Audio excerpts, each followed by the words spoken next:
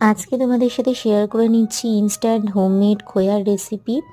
এখানে ঘন্টার পর ঘন্টা দুধটাকে লো ফ্লেমে করে মানে ভলিউম রিডিউস করতে হবে না, এখানে খুব ইনস্ট্যান্টলি তৈরি হয়ে যায়। প্রথমে 2 টেবিল স্পুন মতো ঘি দিয়ে ঘিটা মেল্ট হতে দেবো, তারপরে হাফ কাপ মতো ফুল ফ্যাট মিল্ক যোগ করব বা ফুল ক্রিম মিল্ক যোগ করে হাই ফ্লেমে প্রথমে দুধটা কিছুটা ফুটে উঠলে ঘিয়ের সাথে মিশে তারপরে 1 কাপ মতো গুঁড়ো দুধ গ্র্যাজুয়ালি দুটো ধাপে দেব। প্রথম ধাপে দিয়ে তারপরে মিডিয়াম টু লো ফ্লেমে বা মিডিয়াম টু হাই ফ্লেমে বেটার ভালো করে নাড়াচাড়া করে নেব গুঁড়ো দুধটাকে, যাতে কোনো রকম কোনো লাম্পস না থাকে। আবার সেকেন্ড স্টেজে আরেকটু মিল্ক পাউডার যোগ করে ভালো করে নাড়াচাড়া করে ঠিক এই কনসিস্টেন্সি ক্রিয়েট হবে।